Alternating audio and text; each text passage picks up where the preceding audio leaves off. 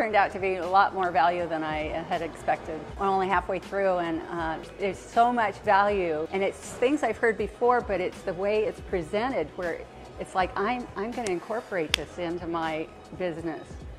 Yeah, I'm very excited about it, and I will come to every one of his trainings. Everybody would get value out of this. Right? But if I ask you enough questions and you start unpeeling and peeling and peeling, you're selling you on you. You're selling you on your own idea. What are you trying to say, Joey? We're talking too much. If we ask enough questions, they're going to sell themselves. And guess what? I'm the closest person by them.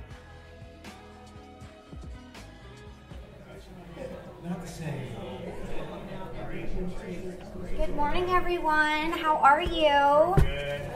Thank you for being here today. I'm here actually going to be introducing Joey Satariano. He is your trainer today. A little bit about Joey. Him and I, we go back about 22 years from Nordstrom. So Joey Satariano is sought out after professional trainer and author for the last 25 years, excelling as a sales and service professional, personally trained for top companies, franchise owners for such as Keller Williams, Chat, Remax, Nordstrom, Loan Express Company, Sacramento Association of Realtors, and Century 21, having helped over 10,000 people excel in the area of sales and service. So let's go ahead and give it up for Joey Satariano.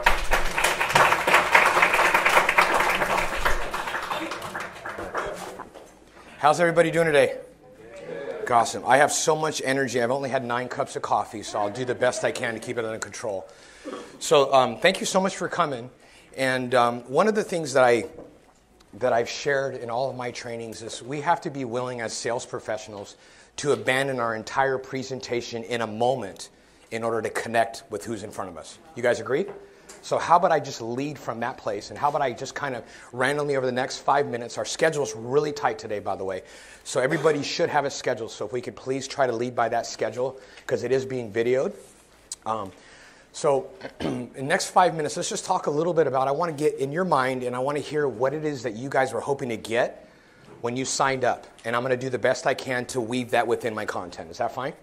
I mean, I have an idea. I have enough content here to fill us all the way. I mean, we're supposed to be out, 9 o'clock tonight, right? Only 2 people remember that. So I have enough content here, but I'm willing to throw it all away in a moment if you guys need something else. Does that make sense? Because I really believe in order for us to be professionals and masters in our craft, there's a reason why it's called buyer mastery. Mastery is a place that we're pursuing all the time, right?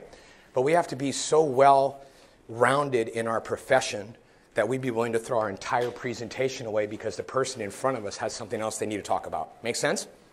So let's start. What did you guys come here for? To learn, okay. Tell me more about that. Learn.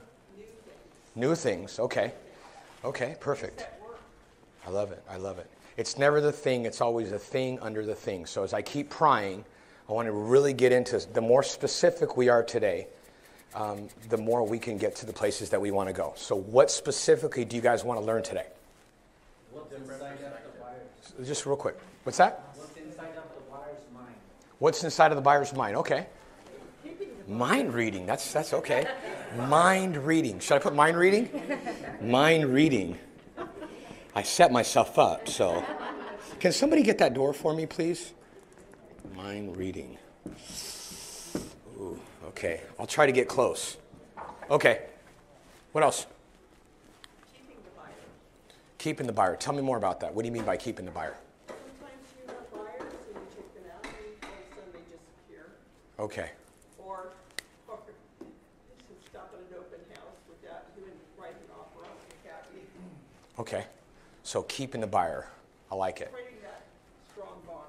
Okay, I like that. That's the one. Remember I told you it's not the thing, it's always the thing under the thing. So strong bond, right? Perfect. Okay.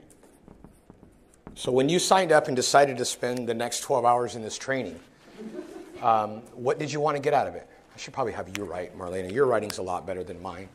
They're going to leave. If I keep writing, they're going to walk out. What do you guys want to learn? Tools, okay. But tell me more specifically. Guys, this is going to be very interactive. I want this to be a mastermind. You guys with me? Because at the end of the day, we're all learning. So please, Jason. I came to find out what some of you top producers are just doing on a daily basis to grow your businesses. Okay, got it. So tips on how to grow business, does that work? Anything specific in that? Because the more we dig deep, the more we're going to get to the source. I think once we get into it, I might have more questions about Perfect. specific, but I think just on a broad stroke, what are you guys doing maybe on a daily basis or a daily routine? What are you guys doing every day that some of us that are newer to the business may not know? Okay, daily routine. Perfect. I love it. Cold. Setting expectations. Setting expectations. Tell me more about that. More as far as for us with our clients. Because I feel like our clients have certain expectations, and until we can really discover what their expectations are, we don't know. So discovering their expectations. Does that work? Yeah. Okay, perfect. Discovering. Anyone else? This is going to be a short class. Please. So I'd like to know, I'm really new, so I'd like to know the Well, actual what is really new? steps. Can I have a numeric value for really new? Like a year. A year. That's not really new. So I'd like to know the actual steps of beginning the listing to the finishing process, if there's such a thing. Okay. Like that. Well, the listing class is great. That's May 8th in Santa Clara County Association of Realtors. You made it that easy. I'm only 5 minutes in. That was. We didn't stage that, by the way. We didn't stage that. So it's geared more towards buyer mastery as far as really digging in and working effectively with buyers. Okay. The steps. Okay. Perfect. So steps to working with a buyer. Joey, I don't know if this is going to be part of the training, is how to get more buyers. How to get more buyers. Okay. Perfect. Who else? Abe. Sorry. How to best serve. Okay. Perfect.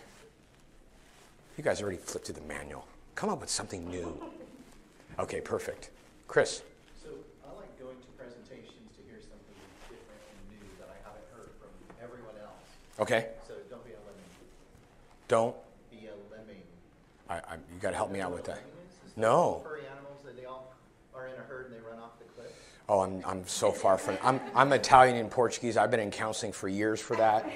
So I promise you, you've never talked to anybody like me. I am crazy. I've been up since the last 9 days, getting ready for today. I can't wait for today to be over so I can sleep again. So what specifically, when you decided to sign up, what specifically are you hoping to get out of today? Like I said, I've heard lots of presentations. Okay. Every time I go someplace, someone has a different way of saying it. Okay. Or a different perspective. Okay. I'm looking for those little knowledge nuggets. I love it. I love it. What I like to say is the content doesn't change. It's the approach at delivering it. The message doesn't change. It's the approach at delivering it.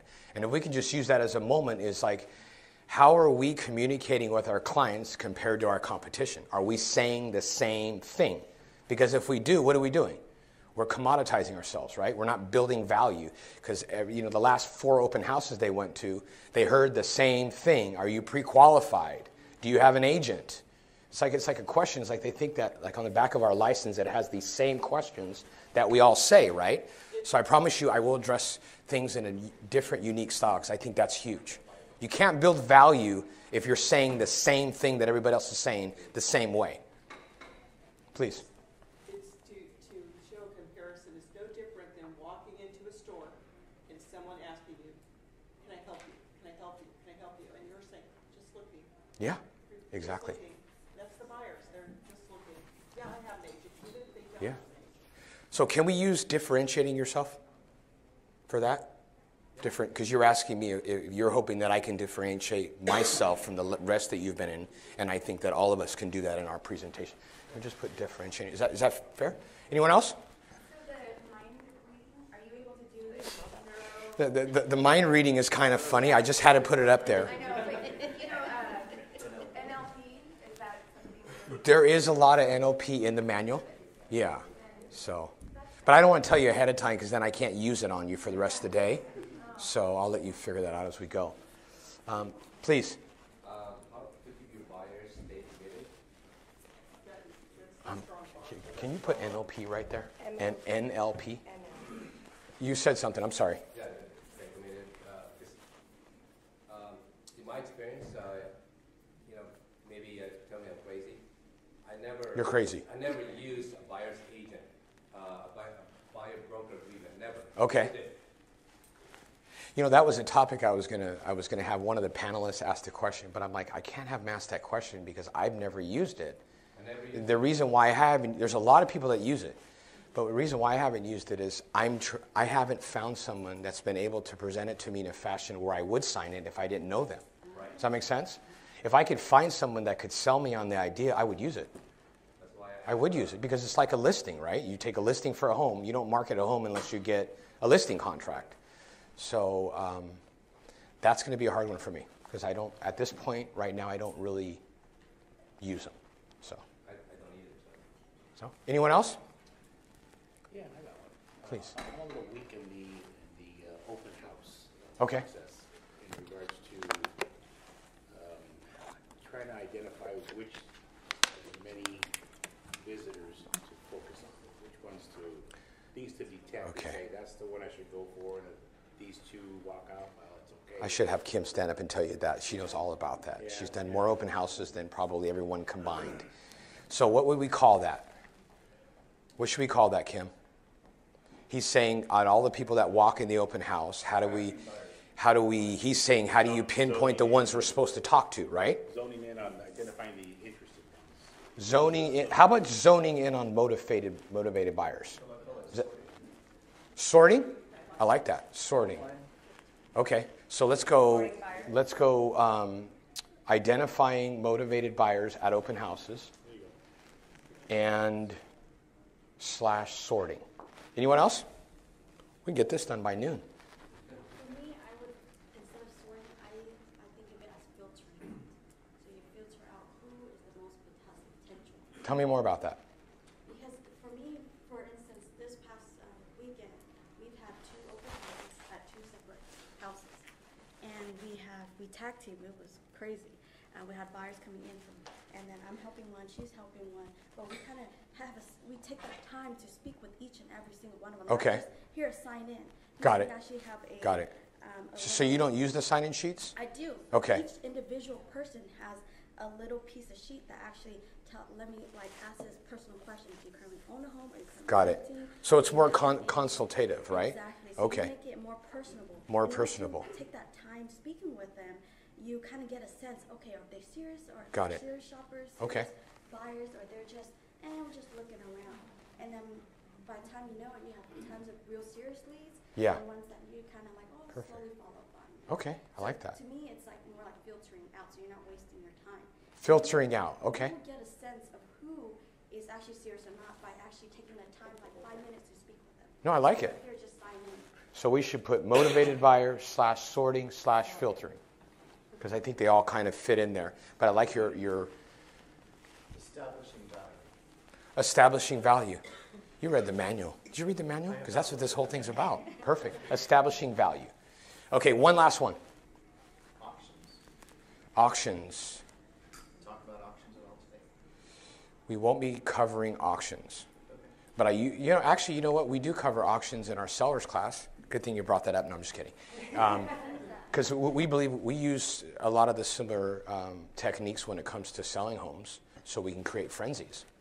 But we won't be covering auctions today. Okay, one last one. Arvin, I saved the best for last. Cold call.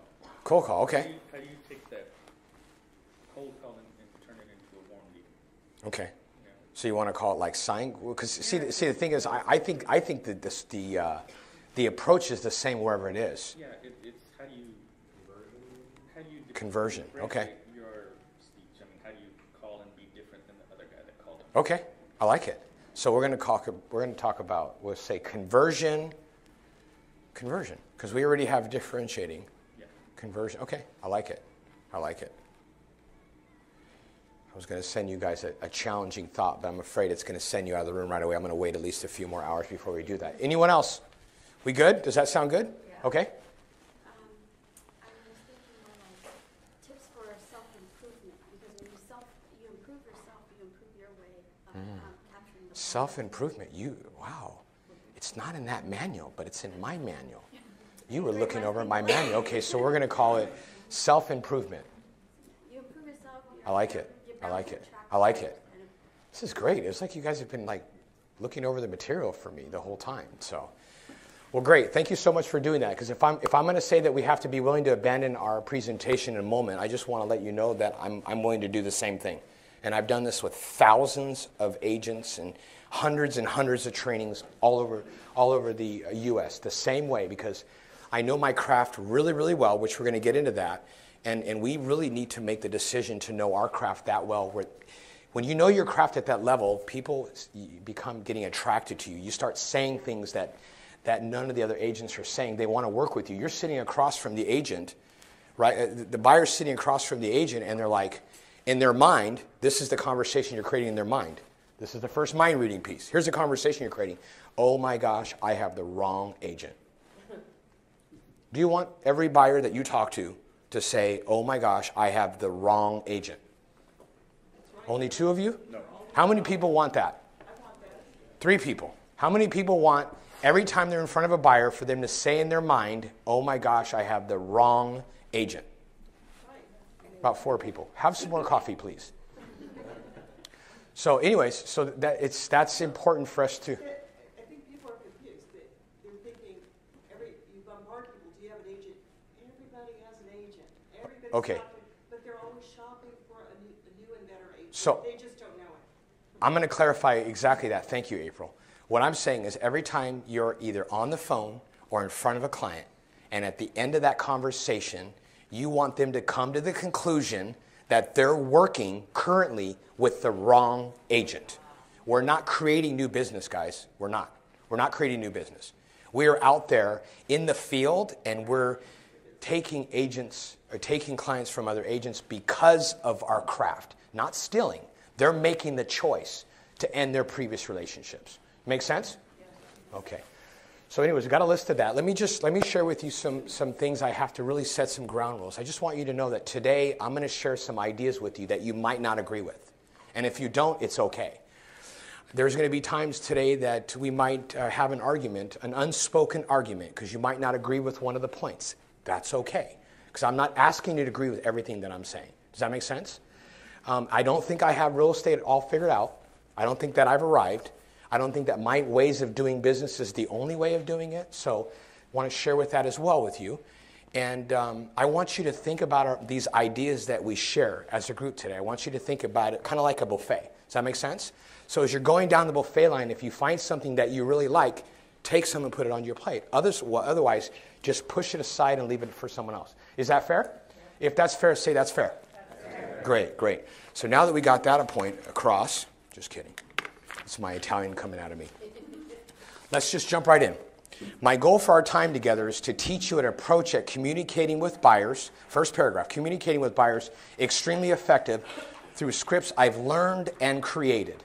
That's great. I'm going to pause real quick. Learned and created. Here's the thing. The scripts that I'm going to share with you guys today, the sales presentations I'm going to share with you guys today, I've done them thousands of times. Whether they're in front of a possible client or whether they're in front of an audience, thousands of times. Does that make sense? So because of that, I found out that I really feel that the coaching and training industry really sells it short because everybody's trying to sound like the trainer that taught them. Does that make sense? So with that said, I added Part B. In addition, I will impart the components that I believe make up effective sales approaches, from setting expectations for the buying process to handling inner conflict, emotional reluctance, and fear to act throughout the buying process. So I'm going to share some ideas with you so that way as you're moving down the road of mastery, you're going to be able to create a dialogue and a script and a presentation in a moment's notice in order to connect with the person in front of you. Does that sound like something you want to learn? Yeah. Okay. So when I say setting expectations, what does that mean to you? What does setting expectations mean to you? Result.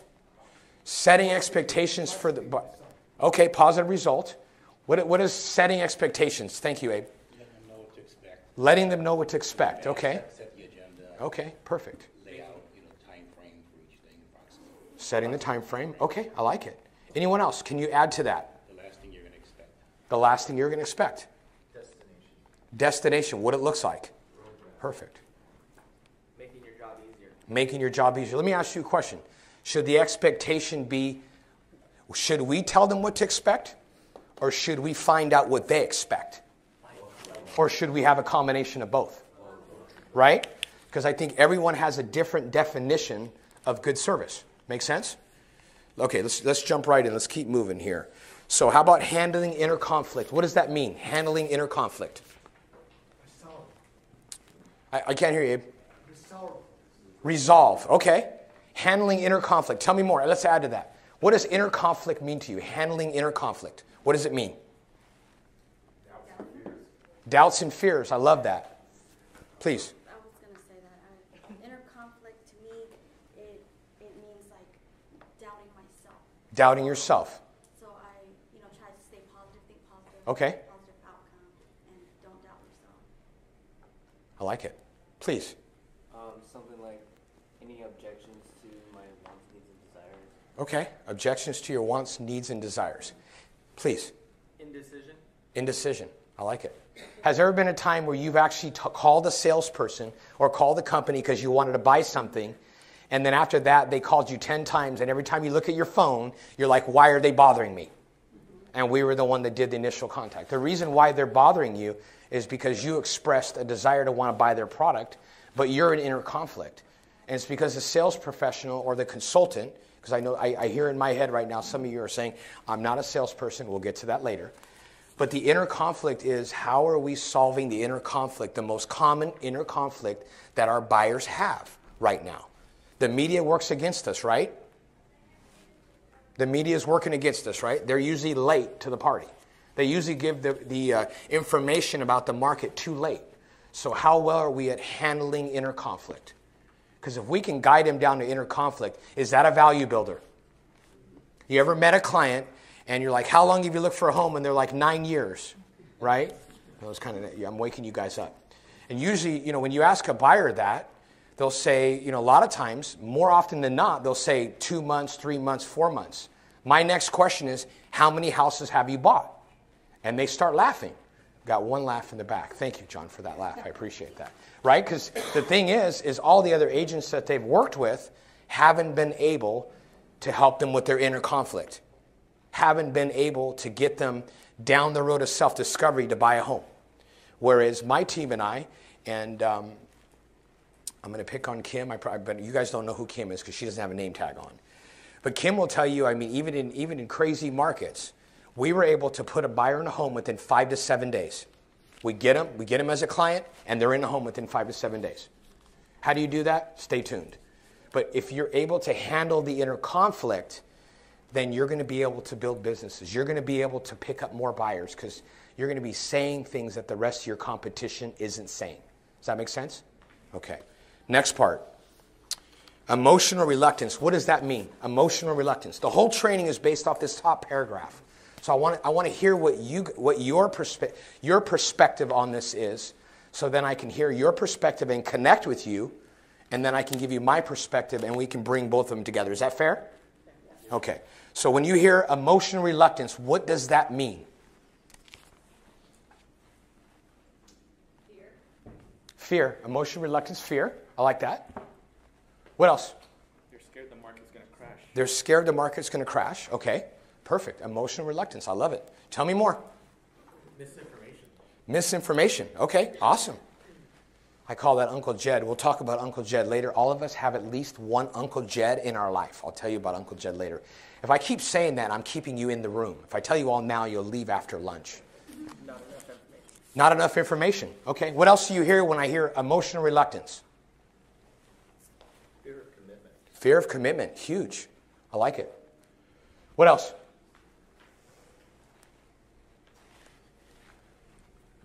Emotional reluctance. One more comment. Negative influence. Negative influence. Awesome. I love that. You did read through the manual. Okay, next. Fear to act. What does that mean? What does that mean to you? Fear to act. You're afraid of making a wrong decision.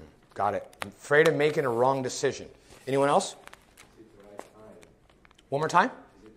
Is it the right time? I think we should have a cereal box that says, is it the right time? Okay, anyone else? Fear to act. What does that mean? Afraid of making commitment. Emotional reluctance and fear to act is kind of, it's around that area. But I think fear to act is specific about, I'm scared to make a move. Right? A lot of people are recovering from what happened back in 2008, right? Do you think they're a little nervous now? Yeah. Do you think it's still in their memory? It might take a little bit more time for them to recover from that. I can tell you from small subdivision and land that I've sold over the years, it's hard for me to sell land to someone and convince the developers to do all the entitlements and spend the money investing because they're afraid every day they're thinking their blessings that the market hasn't turned yet, right? But and even if I'm giving them maps, so for those of you, what I'm saying is this is where you take raw land and you get permission to build a subdivision, right? Even the developers are having a difficult time. And those guys do this as work, right? And they put a lot of money on the line for all their projects. So they have fear to act. So what else does fear to act mean to you? To me, when I read it and I see fear to act, I automatically think, okay, so they have that fear to act, so what can I do? I would like to have to, build the trust so that way they can trust me enough to conquer their fears. Okay, so what I hear you saying is fear to act to you means trust. How do I earn trust? That's huge. Anyone else? I think most of the sales process boils down to people understanding what their pain point truly is and knowing that there is actually a solution. I like it. And discovering what it is. I like it. Do you see how I asked the same question like 5 or 6 times and I got completely different answers? So the question I have, as you're looking at your business, just write a little next to where we're talking, the first paragraph. I promise you we'll get done with the first page by 3 o'clock this afternoon. I promise. I just want you to write a little note and say, how good am I at unpeeling the layers? How good are you? Or do you just settle for the first answer? I asked like 5 times, and I know some of you in the room are thinking, when is he just going to move on? The SC's personality profile is saying, there's no way he's going to get done with this by 9 o'clock tonight. And I promise you I'll get you out about 8:30. So just rate it there. Here's the thing. Every script, every dialogue, and every presentation, in my opinion, has to encompass all this. Because otherwise, you're going to put them right back on the market until they wait for the next agent to try to talk them through their fears, talk them through their emotional reluctance. Does that make sense? So when I talk about mastery, the reason why I named this class Mastery is this takes time to do. There's a process involved. Does that make sense? And the process, number 1, is for you to understand what the DISC profile is. How many of you are familiar with the DISC? 4 people. How many of you are familiar with the DISC? I'll ask a second time, see if the answers are the same. Perfect, awesome. The DISC profile is huge, so I'd write this down. Find out what this DISC is. Find out what the DISC is. Take the DISC. Be completely honest with yourself about the DISC and learn about it. And I can sit across from someone when I'm talking to them and I can know what their DISC is so I can connect with them, right? By some of the ways that some of you have answered questions, I already know what your DISC profile is. Why? Because I've studied it. Because mastery is not a destination, it's a process. You guys with me? So learning the DISC is your first step to helping with all this. Because, I'm an 81D, which the D is like the drill sergeant mentality. They bust through the walls. They count the dead bodies after the job is over, right? They walk around offending people constantly, but they have no idea that they're offending them. No idea. I was hired for a job. Look at them and say, I'm so sorry I got offended. I got my job done. My boss is happy. My client's happy. And then I'm a high I. And the high I is, so the high D doesn't matter. It doesn't really matter to them to offend people because they just like, get over it, right? And then the high I is someone that doesn't want to offend anybody, right? They don't want to offend anybody. They wear their emotions on their sleeves, right? And they're always worried, like when somebody doesn't like them, they want to know why they didn't like them. They want to fix it. Does that make sense? And so here's the thing is, I'm 81 high D and 81 I. I have so much inner conflict. Majority of my arguments are with myself. Does that make sense? So when I talk about inner conflict, that's why I'm a master at inner conflict, because just existing is enough inner conflict for me. You with me?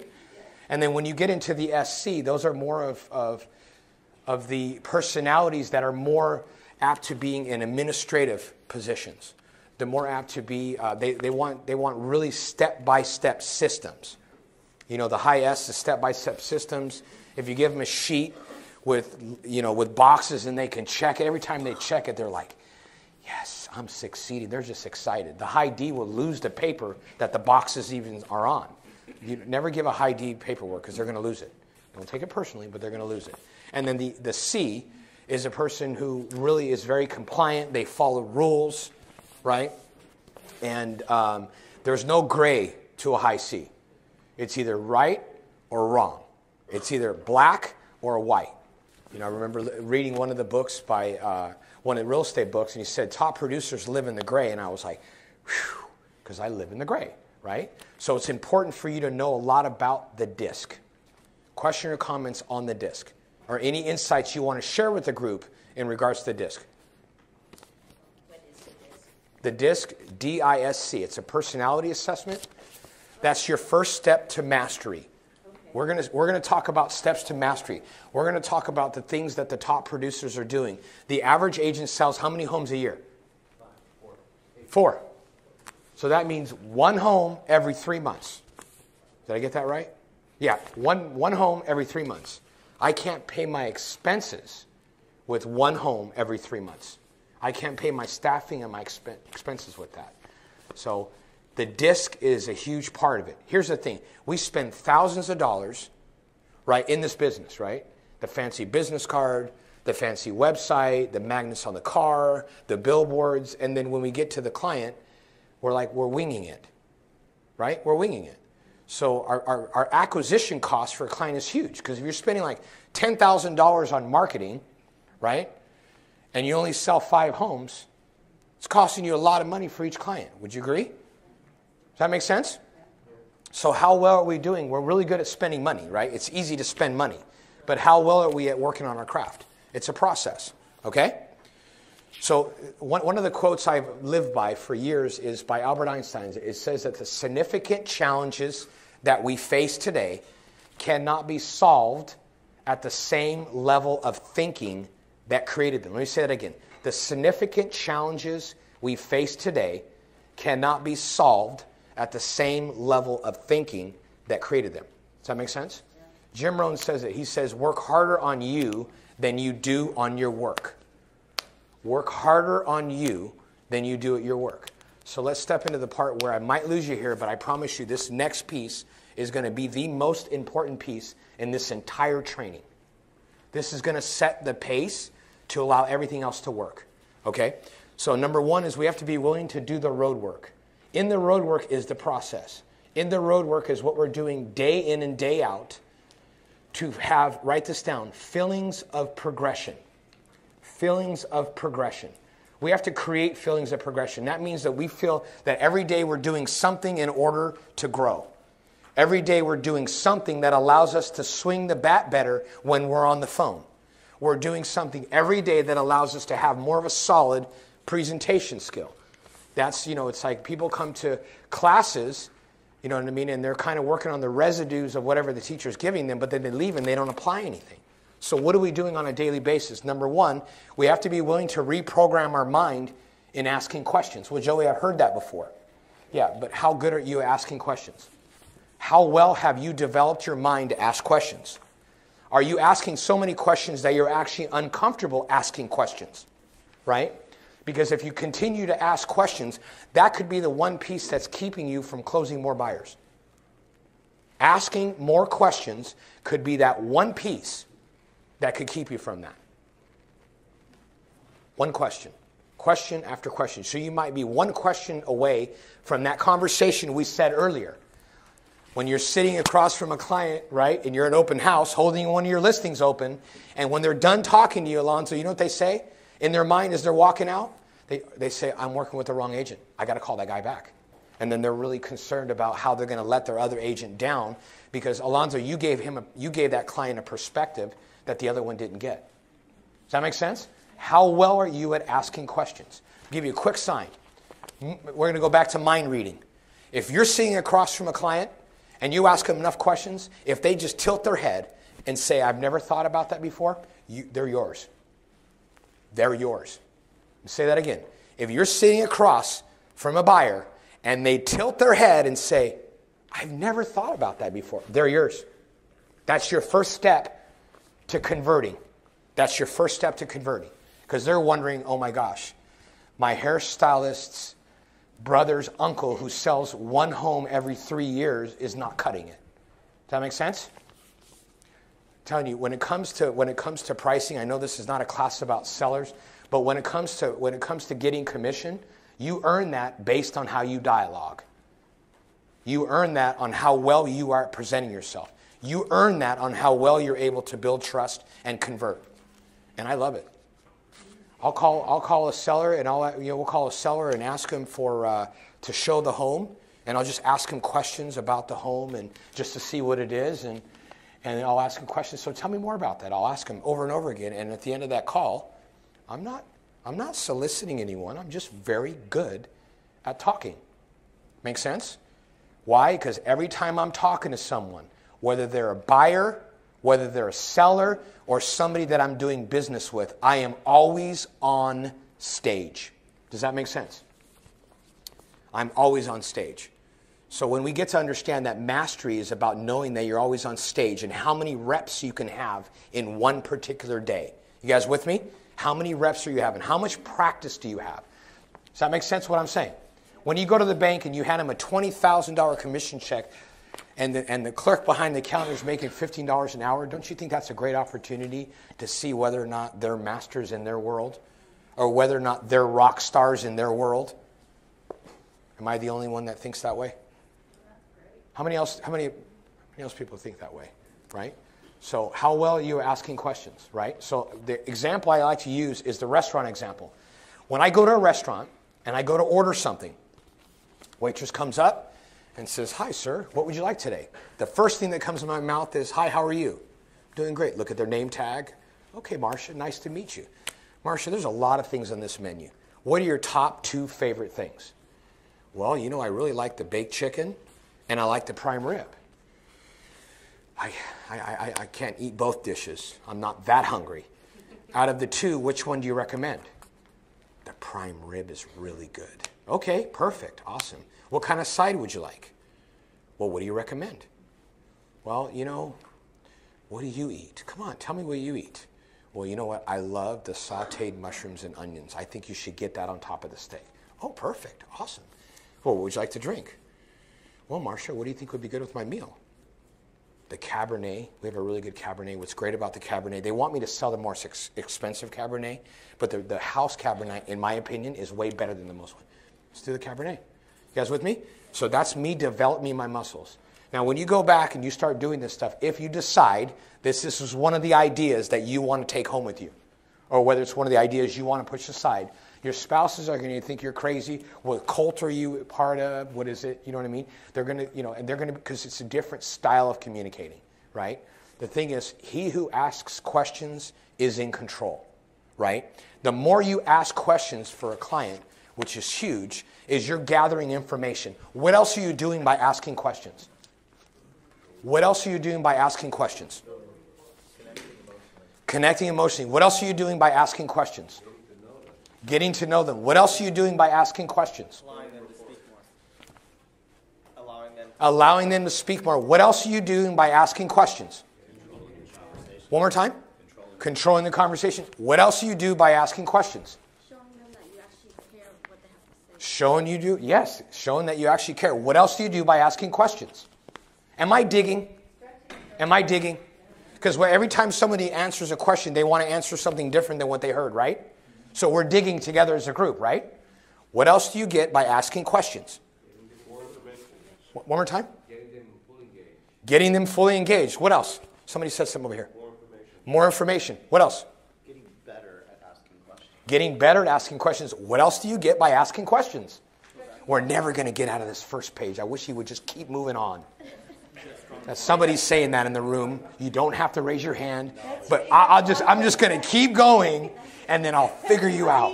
I'll figure you out. That's my D. I'm sorry I offended you. We're getting somewhere. What else do you get by asking more questions? Stretching your mind knowledge. What else do you get? Come on, guys. Peel back layers. What's that? Peeling back the layers. Peeling back layers. What else do you get? We're not ready to move on. You're building a rapport. You're building a rapport. What else? Strong bond. Strong bond. Better asking questions. So now they're starting to repeat. This is what you get. You now are beginning to sell them on their own idea of buying in the first place. You're selling them on their own idea of buying in the first place. You guys with me? If I try to convince you to buy and I'm doing the talking, then I need your buy-in, right? But if I ask you enough questions and you start unpeeling and peeling and peeling, you're selling you on you. You're selling you on your own idea. What are you trying to say, Joey? We're talking too much. If we ask enough questions, they're going to sell themselves. And guess what? I'm the closest person by them. So asking questions is the most crucial part. Here's the challenge. I believe our self-improvement industry has failed to really break down the sales process even more and more and more. Does that make sense? I agree with Chris said earlier. You go to a lot of presentations, it's the same thing, right? And what ends up happening, you shut out. I remember my financial guy asked me, he said, are you a reader or are you a shelfer? I said, what the heck does that mean? He says, well, do you put your books on the shelf or do you read them? And I looked at my shelf, and I have a lot of them on the shelf. Because I grab the book and I open it up and I read, and it's the same thing, Chris. It's the same thing I keep hearing. So it's like I'm donating them. Does that make sense? So asking questions is, write this down, it gets them down the road of self-discovery. You're allowing them to discover why they want to buy in the first place. Instead of telling them, you're asking questions. Mr. and Mrs. Buyer, just curious. 1 year from now, you bought and sold a home with me, which is your first close. 1 year from now, you bought a home with me. What has to happen for you to feel, Jason, that you made the right decision in choosing me? Then you shut up. Mr. and Mrs. Buyer, 1 year from now, you've bought a home and moved in. What has to happen for you to feel you made the right decision in buying from me? Then you stop. And then they tell you exactly everything they want in an agent. Everything they want. Oh, perfect. Well, I want to feel like I got a good deal. Okay. What else would you like? I just want a place where my kids can go to school, a place where it's safe. Last neighborhood I grew up in had bars on the windows. Okay. Tell me more. Well, I want 2 living rooms. And okay, well, tell me more. Why is 2 living rooms important? And I keep asking them questions. Well, but really, should we do this? I want to wait a year from now. I'm waiting a year. I told you that earlier. I think it's too premature. Well, hey, I just want to get an idea of what you're looking for and why it's important for you to buy. So I keep asking questions. Okay, so why are we even talking about buying? Why is buying important? Well, my husband's really sick right now, and I'm concerned that he's going to get sicker. And if we don't make the move now, that who's going to help me move? And we're asking questions over and over again. And she keeps asking questions. She's selling herself on the idea of buying. You guys with me? Yeah. How well are we at sending people down the road of self-discovery? That's the biggest challenge, because we're trying to sound perfect, because we're trying to get these scripts and dialogues perfect, when all you need to do is be better at asking questions and understand the reason why you ask so many questions. Does that make sense? Feedback on that. Is that a different perspective that you've heard? Is this the first time you've heard it? Only one person. Is this the first time you've heard asking questions rides them down the road of self-discovery? 3 people in the room. I'll ask that a little bit later. But it's the best way I've heard. What's that? It's the best way I've ever heard. Well, thank you. I did say earlier, the message doesn't change. It's the approach in delivering it. Does that make sense? As you ask the questions, what else are you going to get? Not only are you going to figure out motivation, but you're going to start hearing their fears. You're going to start hearing their emotional reluctance. You're going to have everything you need so you can tailor it to the person that's in front of you. Make sense? Somebody had a question here. I was just going to say, now you know what their expectations are. Yeah. Yes, you should be taking a completely different approach. Yes. Exactly. Is that good? Is this worth the price of your admission yet? Perfect. You guys want refunds? If you can, see Kat right out front.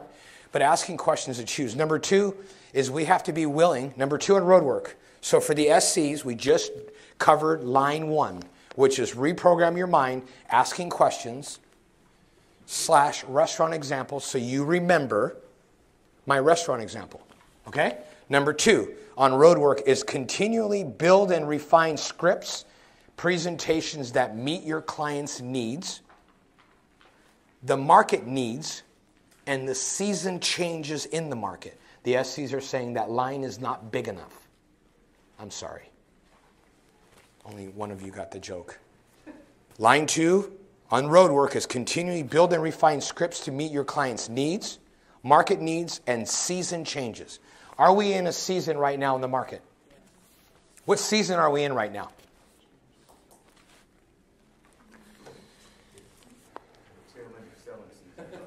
You realize it's 10:20. If you guys aren't awake yet, I can't help you right now. What's that? We're at the tail end of selling season.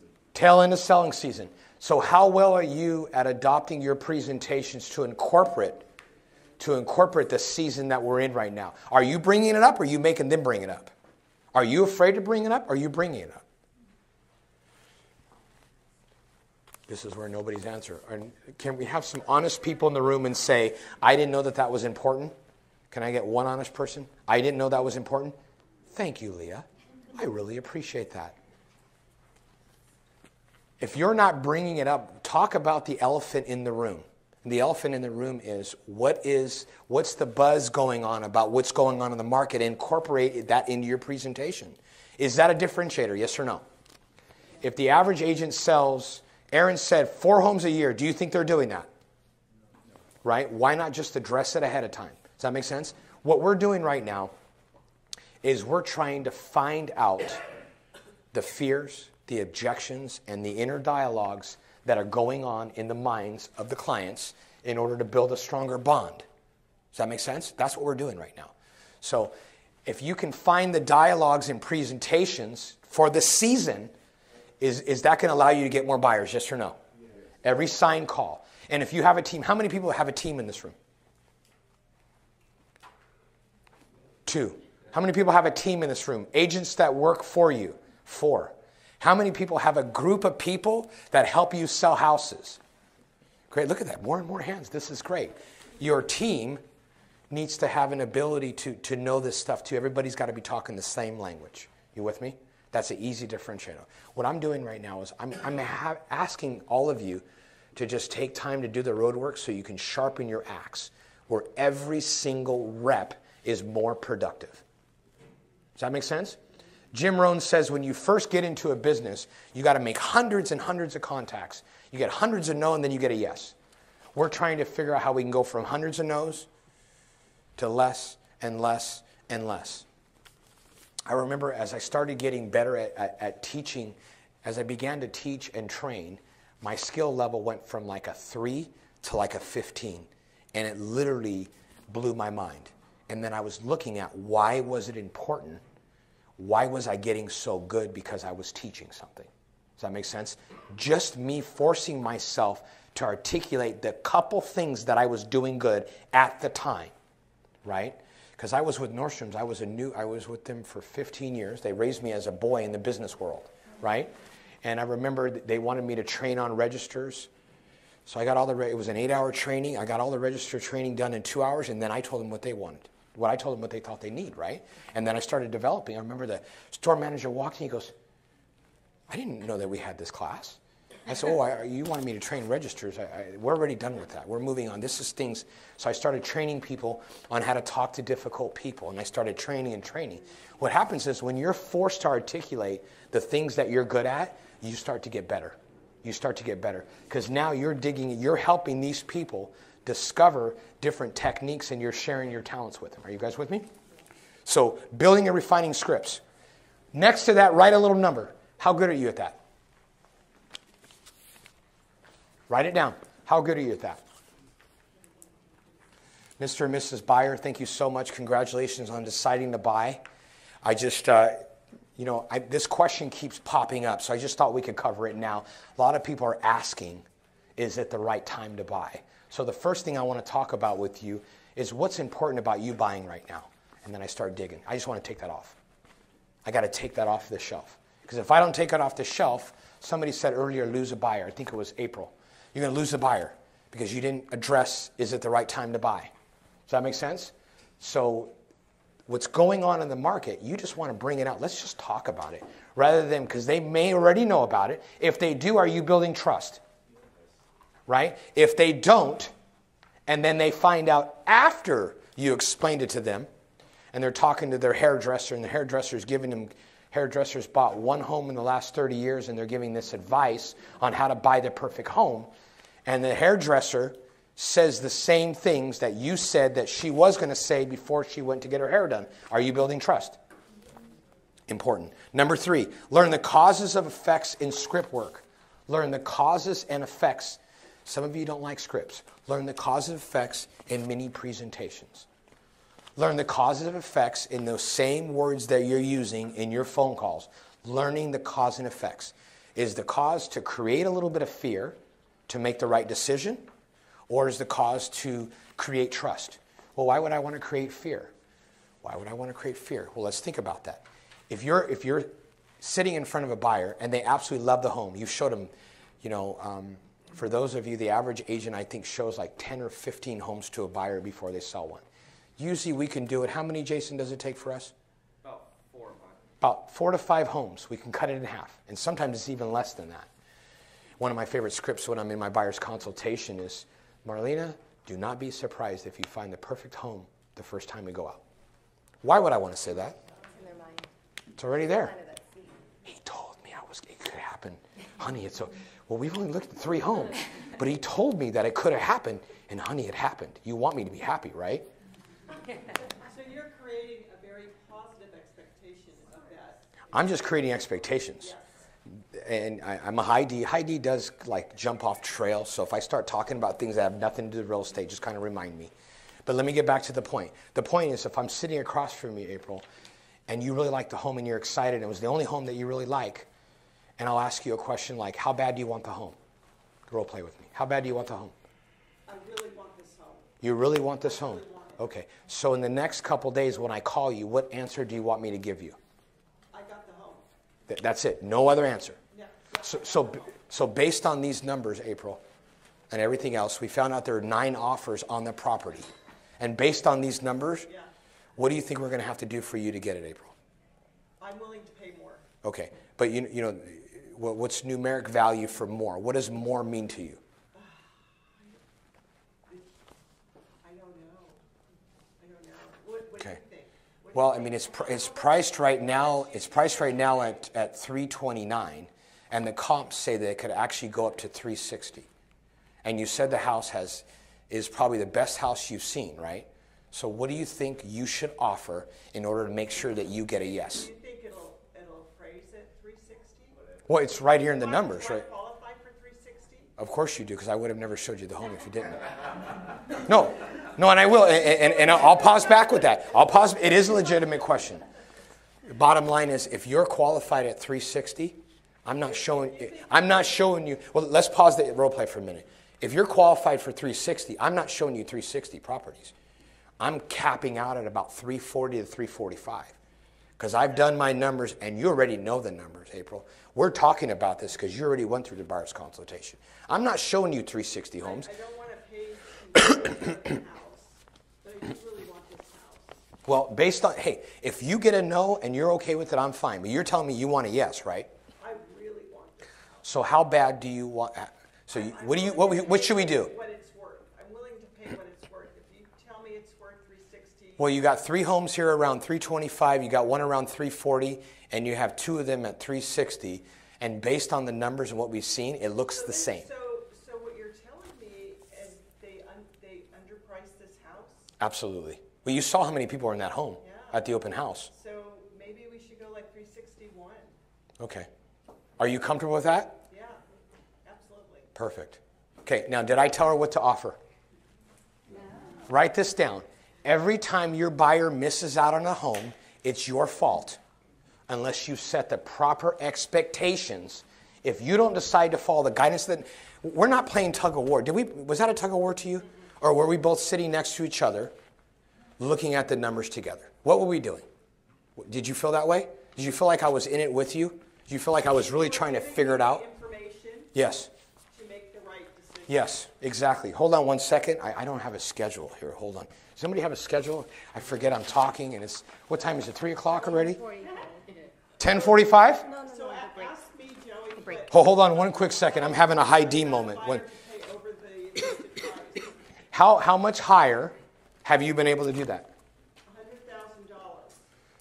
Yeah, makes sense.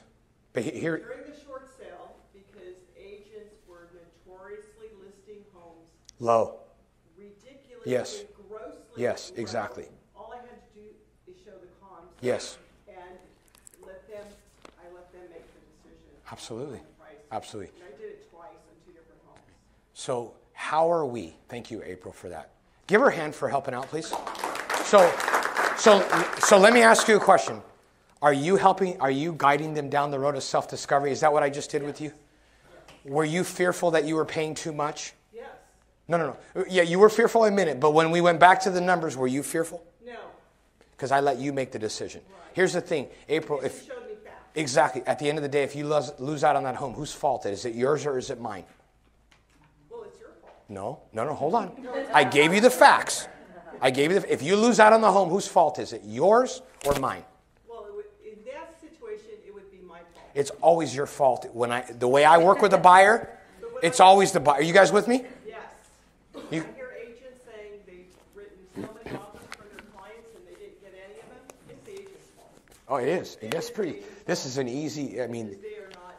Yeah. Educating. Exactly. You told me you wanted a yes. You told me this house was perfect for you. I just asked, what should we do to get it? What should we do? Man, it is kind of high. Now, it was $30,000 over, right? But are you making the decision, or are you leading them to make the decision? Are you tapping in? Are you helping them? At that point right there, she started getting fearful of losing it. Is that good service, yes or no? Yes. Right? Do people know that that's good service? Say no. They don't know. They don't know what they don't know. Does that make sense? That's the self-discovery. That's managing emotional reluctance. That's managing fear to act. Does that make sense? You guys with me? That's the road discovery piece. How well, right next to it, how well are you at that? Have you found a way to get more business already? What time is it? 10:29? 10:20? What is it? 10? Somebody's got to remind me when it's 10:41. Have you found a way to get more business? Yes or no? Yes. Have you found a way to close more buyers? Yes or no? Yes. And we're not even done with the first page. I promise we'll get done with the first page by 3 o'clock today. Okay?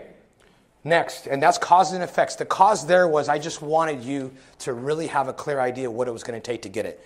Number 4, learn and study the mechanics that make scripts and presentations work effectively. Learn the mechanics when it comes to working with scripts and presentations. Some people like scripts, some people like presentations. A script is something you say all the time. It's the same thing. Write this down. Your story is your script. Let's just get it done. Your story is your script. How many of you had stories that have worked for other buyers? Yes or no? How many of you, only one person tells stories? How many people tell stories? Great. Okay, your stories are your scripts. So, Joey, I don't like the word script. I'm not a salesperson. We'll get to you, just not yet. Okay, we'll get to you.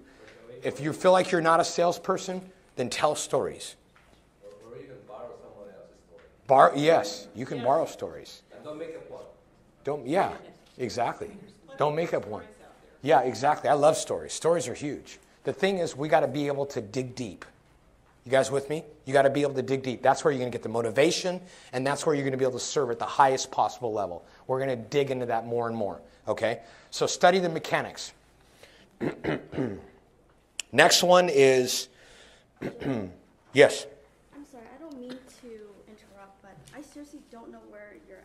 So that's why I'm still on page 1. My notes, it's not the same as what you're reading. Guys, is she the only one in the last hour that is concerned about that? Does everybody not know where we're at? The bottom line is this, is the SCs in the room are like, there is no way he's still on the first page. I am. You know why I'm on the first page? Because what is your name? Maylee, the reason why I'm the first page mainly is I have to set expectations for this whole thing. I have to give you a clear idea what the foundations of you becoming a successful communicator. Mr. Haley, is it Haley or Maylee? Maylee, since you're buying a home for me, just want to let you know I load the process really heavy up front with information. So right now I'm getting to know you a little bit more. It's going to sound like I'm asking you a lot of questions.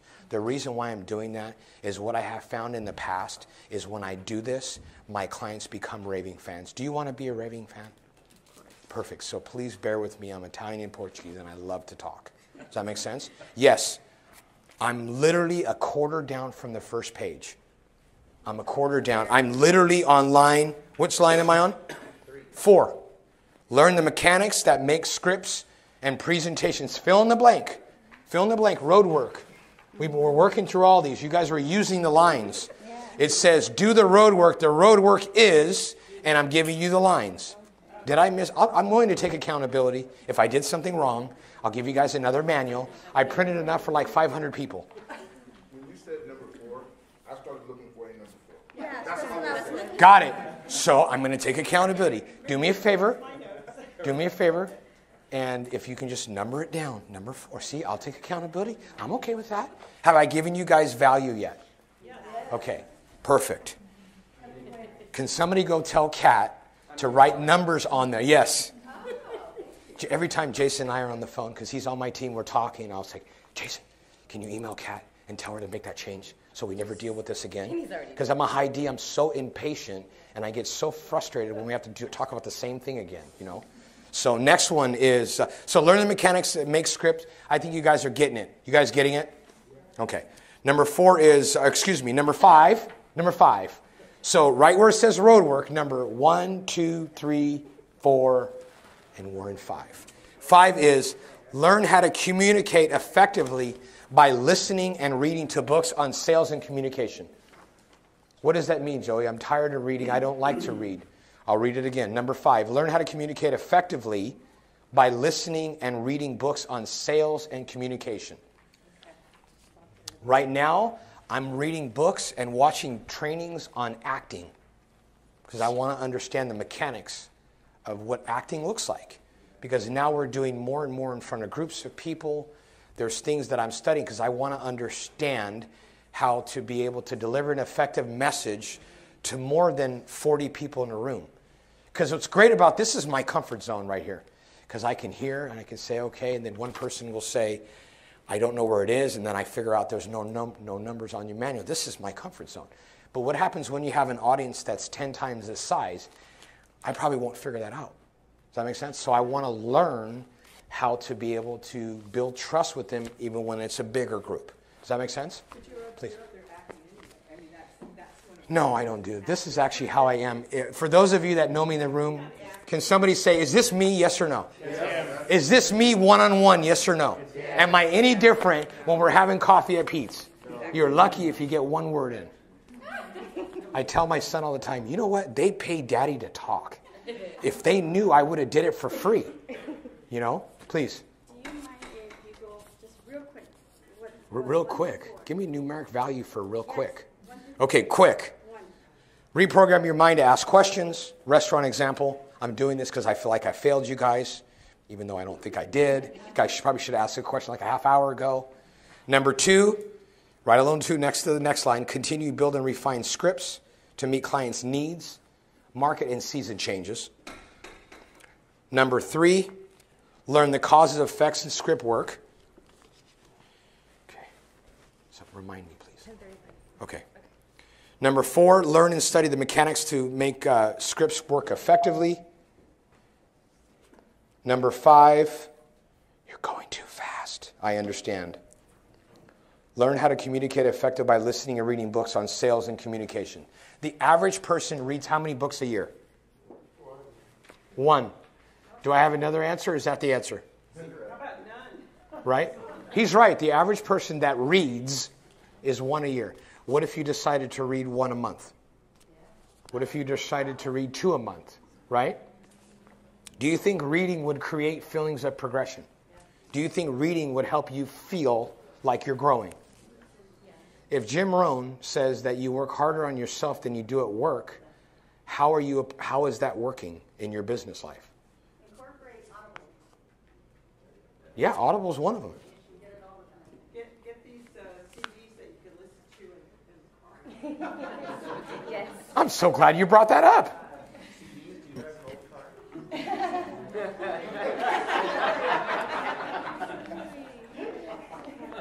So you want to hear something, Chris, is when I buy these audio programs, I try to find them on cassette, literally, because they're like $6.99 or they're free. So $6.99, Arvin, or I can buy $175, and I have like 3 tape players. What I'm going to start doing is I think I'm going to open a business and just lease out tape players. Because I would forget them. I'd go on long road trips. I'd forget it, and then I go to like a local store and buy them for like $9. I don't think you can even buy them anymore. Yeah, exactly. Go to Radio Shack. So the thing is, because it's the same content, right? It's the same content. So how well are you at working on your craft? Do you think a master does that? Yes or no? Do you think a master is always trying to figure out how to get better and better and better and better? Do you think a day goes by in the life of somebody who's pursuing mastery that they don't think about their craft? Let me ask that again. That was a really too deep question for before noon. Let me ask that again. Somebody who is pursuing mastery, do you think that one day goes by in their life that they don't think about what they want to master? Am I asking that right, or should I change that piece? Let me ask that again. Okay, somebody who is pursuing mastery, who is devoted to their craft, do you think they have one day in their life? Thank you for being so honest, Leah. You're the most honest person in the room. Somebody who is pursuing mastery, do you think they have one day that happens in their entire life that they fail to think about what they're pursuing mastery in? No, because their personal life and their business life, or their personal life and their craft, they intertwine. Does that make sense? Yes, and it doesn't matter how long you've been in the business. Yes. You're always wanting to be better. You could be brand new. Exactly. 30 years. Yep, exactly. You're here to be better. So Jason, that's a clue for top producers. They're always thinking, how can I get better? Day in and day out. Figuring out how to always be sharpening the axe. Next one. How much time do I have here? 10:38. 6 minutes. You're going to have to remind me. Yes, please. About the acting thing? Yes. Went to one of your gatherings last week, couple weeks ago. Gatherings. I like this. Meetings, that's what I'm saying. And my daughter was with me, and she's 14 years old, and she said, that guy's an actor. That's all you got to do is learn how to act to do these sell houses. And I'm like, right. I didn't pay her to say that, by the way. It was crazy. So Wow. it's true, though. Well, I guess because I've been convincing myself that I'm always on stage. My dad always told me as a kid, maybe my dad put the burden on me. He said, Joey, don't be acting a fool. I know a lot of people in this town, and we have a good name in this town, because you never know, you're acting a fool, who's listening? So it's like my dad's like, I'm like, okay, Dad, okay. So, my dad's Sicilian, that's all I need to say. Only one person got that joke. My dad's Sicilian, that's all I have to say. What's that? The mafia, exactly. Forget about it, huh? Yes. Guido's his middle name. Next, number 6. Learn how to serve others at such a high level that you cause them to want to serve you. Learn how to serve others at such a high level that you cause them to want to serve you. Learn how to serve others at such a high level. This is number 6. For the SCs, just write a little 6 and a period. So, how well are you? The SCs, because I'm a DI. I'm opposite. They really don't like me already. Johnny, they don't like me already. So I might as well just bring it out and just tell them that, because I'm trying to build rapport. I'm trying to build rapport with them. Because if I build rapport with them, then when I get to the hard stuff and I talk about that they're salespeople, I have a chance to sell them on that idea. So I have to build rapport with them already. So learn how to serve people at such a high level you cause them to serve you. Number 7, The SC is like, there is no number 7. There's no more lines. I understand. I understand. Number 7, because when you're getting ready to prepare for a talk and you turn yourself over to the service of the people in front of you, I've been thinking about you over the last 2 weeks. What is it that you need that's not here? And when that happens, I realize that the things I have to add to it. And when I read this book called Life is a Series of Presentations, he said something that was so much freedom to me. He says, every one of your presentations is going to be different. Can I ask you guys a question? In the coaching and training world, do they tell you that, or do they tell you they're always supposed to be the same? Is it supposed to be the same, or is it supposed to be different? We got a divided room, a divided house, can't stand. So let me ask that again. Presentations, do they train you to do the same presentation over and over again? Yes. Perfect. So they're telling, but I'm reading a book by someone that has done presentations, and he's coached the top performers in the world. As soon as he said that, I threw that book down and I said, finally I have the freedom to realize that I'm allowed to be different. Why? Because you have to be willing to abandon your entire presentation in when? In a moment, in order to connect. Make sense?